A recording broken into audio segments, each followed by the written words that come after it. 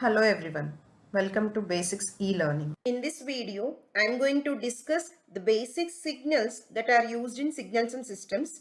This topic is very important and these basic signals are used throughout the subject. Let us discuss what do you mean by a basic signal. Basic signal or an elementary signal is the signal that occurs frequently in nature. So there are two types of these basic signals. They are continuous time signals and discrete time signals. So in my video, I am going to discuss these continuous time signals. They are unit step function, unit impulse function, ramp signal, exponential signals, sinusoidal signals, exponentially damped sinusoidal signal, and also pulse signal. The first one in continuous time signals is unit step function. Generally, unit step signal is represented with u of t. Why t? This is because of continuous time signal. So, if it is a discrete time signal, instead of t, we will write n. So, u of t represents the continuous unit step function. So, u of t is defined as u of t is equal to 1 for t greater than 0 and u of t is equal to 0 for t less than 0. Let us see the waveform here. So, the x-axis represents the time scale, y-axis represents u of t. So, u of t has an amplitude of 1 when t is greater than 0. So, this is t is equal to 0. So, when t is greater than 0, then you have an amplitude of 1. Whereas, for t less than 0, it has 0 amplitude. There is no amplitude here, right? So, this goes till infinity. So, u of t signal is discontinuous at t is equal to 0. So, where do we use this type of unit step function? Suppose say I have some signal that is extended from somewhere to somewhere. Suppose say it is extended on the time scale from -20 to -40. Right? So, this is some signal. Let us call this as x of t. Now, I want to extract a part of this signal. Suppose say I want only the signal from 5 to 10 seconds. Then in such type of cases, we'll be using this unit step signal. We'll define the unit step signal only in this time scale 5 to 10 and the rest will make the signal as 0. In such cases, we'll be using this unit step signal. That is, if you want to extract some part of the signal, we'll be using unit step signal. The other advantage is adding 2 or more unit step signals will form another new signal. So, to form a new signal, adding 2 or more unit step signals will help us. The second signal here is unit impulse function. Unit impulse function is represented with del of t. It is written like this, del of t, and it is defined as del of t is equal to 0 for t is not equal to 0. That means if t is equal to 0, del of t has some amplitude that we don't know. As I am talking about here unit impulse function, so we are taking this as unit 1 here. So del of t has amplitude only at t is equal to 0, that is equal to 1 when it is a unit impulse function. Then we will discuss the properties of impulse function here. So if you take a step signal here, any step function of amplitude 1 by delta and the time scale width as delta, then you take del of t is nothing but the derivative of your unit step function. So du of t divided by dt. So what is derivative? Derivative is nothing but area under the curve, right? So that is nothing but amplitude 1 by delta multiplied by delta, right? So that is nothing but here 1, which is nothing but your del of t, unit impulse function. So the properties of unit impulse function are it has 0 width, right? So this is just a single line that is extended at t is equal to 0 onto the y-axis. So there is no width for this unit impulse function. And then it has infinite height, right? As I said, only at t is equal to 0, it has some amplitude. That amplitude we don't know. As it is a unit impulse function, I am taking it as 1. And the third one is it has area is unit area and unit strength. So as the signal is extended only on y-axis, if you take the integration to find out the area, you will get only 1 here. Now I am going to discuss important properties of impulse function here. So first property is product property. So in product property, what happens to the signal phi of t if you multiply with del of t? As I said, impulse function is represented with del of t. So if you multiply this del of t with any of the signal, what is the resultant signal we'll see. Suppose say phi of t is the signal, some signal that is extended, right? So now I am going to multiply this signal with my unit impulse function, that is 1 here, or else some signal del of t, right? So then what happens? As the signal is 0 for t less than 0 and t greater than 0, this is 0 only. Everywhere else it is 0 except at t is equal to 0. So what happens here? Whatever it may be the amplitude of your signal here, less than t is equal to 0, as it gets multiplied with the amplitude 0 of your del of t, it will become 0. Suppose say the amplitude of phi of t at t is equal to 0 is some value, suppose say k, then k multiplied 1 by 1 is equal to k. So the resultant signal looks like this, because the whatever the amplitude that you have before t is 0 and t greater than 0 will become 0, because del of t is not existing for t less than 0 and also for t greater than 0. So if I multiply your base signal with del of t, what happens? The amplitude of the signal also will become 0 except at t is equal to 0, because at t is equal to 0 I have amplitude for my del of t. So this is the resultant signal. So this can be defined as phi of t multiplied by del of t is nothing but phi of 0. That is, at t is equal to 0, whatever it may be the amplitude, that is only the resulting signal. Next is shifting property of your unit impulse function. So what happens if you multiply a signal phi of t with the shifted version of impulse function? Suppose say the impulse function is shifted t naught times. That is what happens, see here.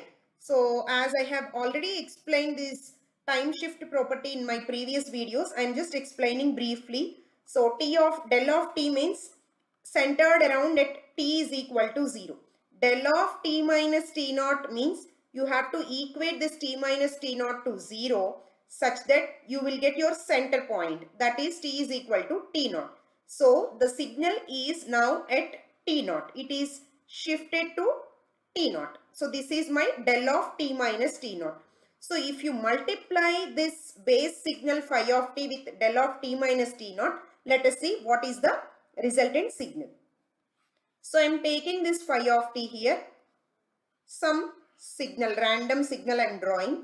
So this I am going to multiply with phi of t minus t naught, that is here, right? So this is del of t minus t naught. Then what happens if I multiply the amplitude at every point of phi of t, at every point of del of t minus t naught, here it is 0. So till t naught, this will get cancelled. No signal will come. The resultant signal is 0 till t naught, right? Then what happens at t naught? This is unit pulse. So whatever it may be the amplitude, suppose say the amplitude here be x. So x into 1 will be x here, right? So again after t naught, as this signal del of t minus t naught is 0, so the base signal is multiplied with the amplitude 0. So this also will get 0. So again the signal is 0. So this will be your resultant signal if you multiply phi of t with del of t minus t naught. So this is represented as phi of t naught, right? Because you are just getting only this impulse. So this signal is nothing but a series of impulses. As I am multiplying with this one with the impulse function, I'll get only the function, whatever it may be present here, whatever the amplitude that is present at t naught, that only we are getting. So this can be represented as phi of t naught. The next signal is ramp signal. Ramp signal is indicated with r of t, where r of t is equal to t for t greater than or equal to 0 and r of t is equal to 0 for t less than 0. Suppose take t is equal to 0. As r of t is equal to t, that is nothing but whatever the value you are taking for t, that the same value will reflect as r of t amplitude. So if t is equal to 0, amplitude of the signal is 0.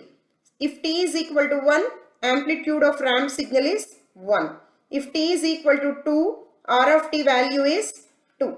If you take negative values, t is equal to minus 1, t is equal to minus 2, the amplitude of r of t is equal to 0 because the signal is defined for r of t is equal to 0 for t less than 0.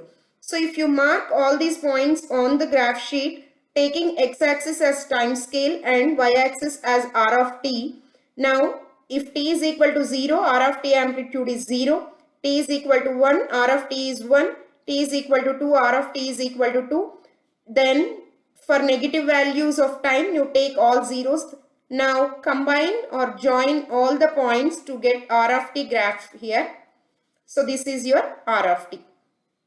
Another concept involved here is, as I've explained, u of t's unit step signal is defined as 1 for t greater than or equal to 0 and is equal to 0 for t less than 0. So it looks like this.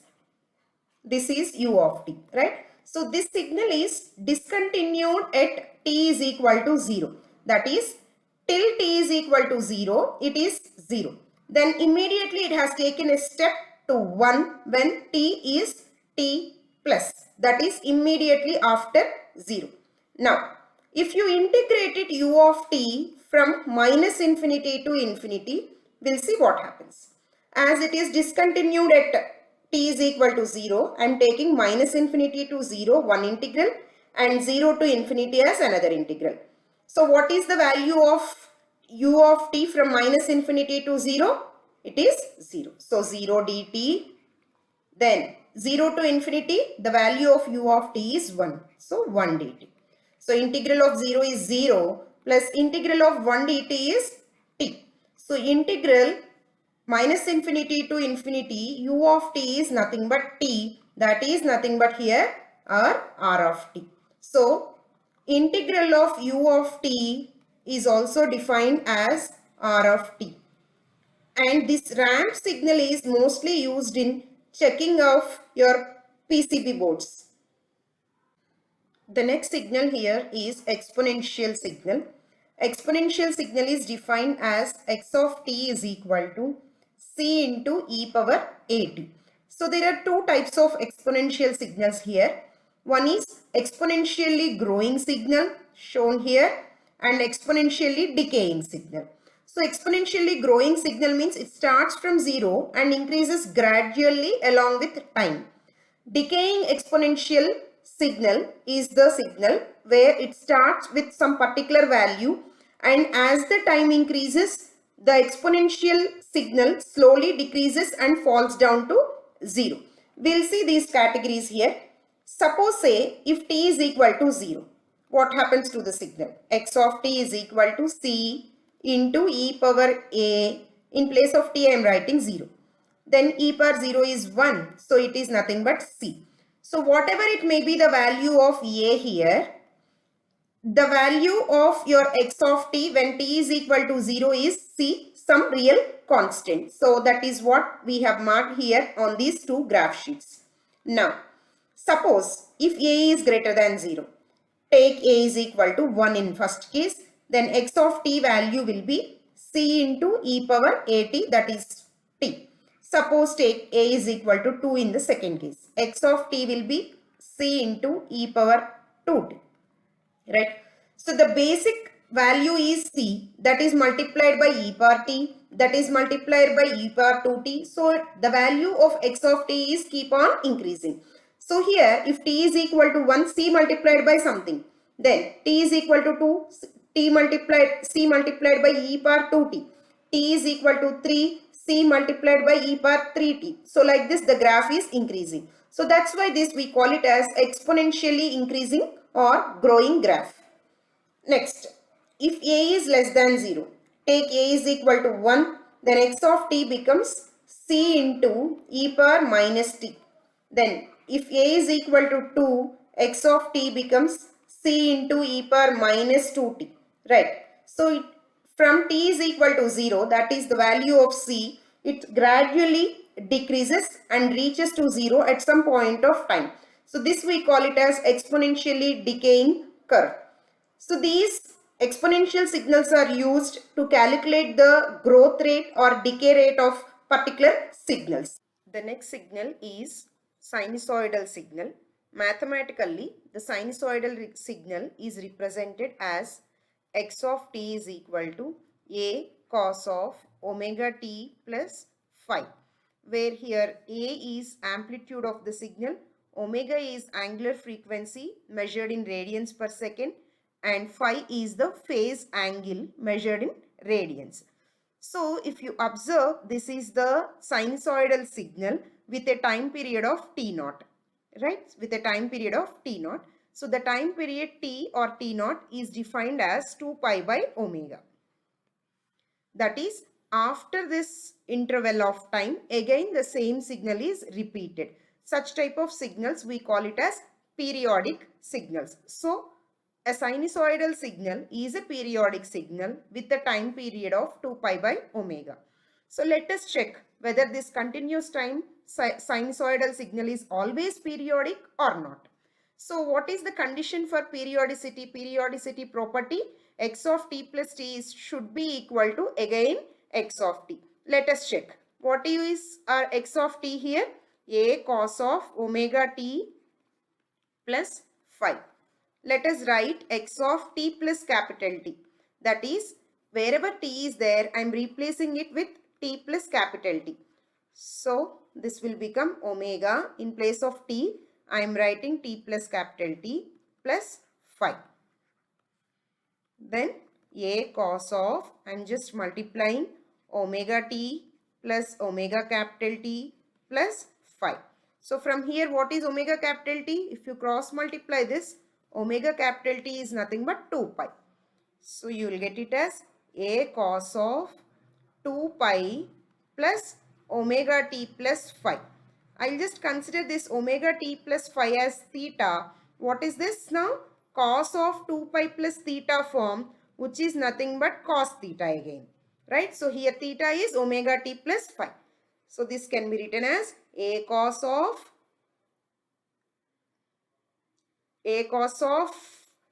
omega t plus phi, a cos theta, no? So that is nothing but a cos of omega t plus phi. So which is nothing but your x of t signal again. So we can say a continuous time sinusoidal signal is always periodic with a period of 2 pi by omega.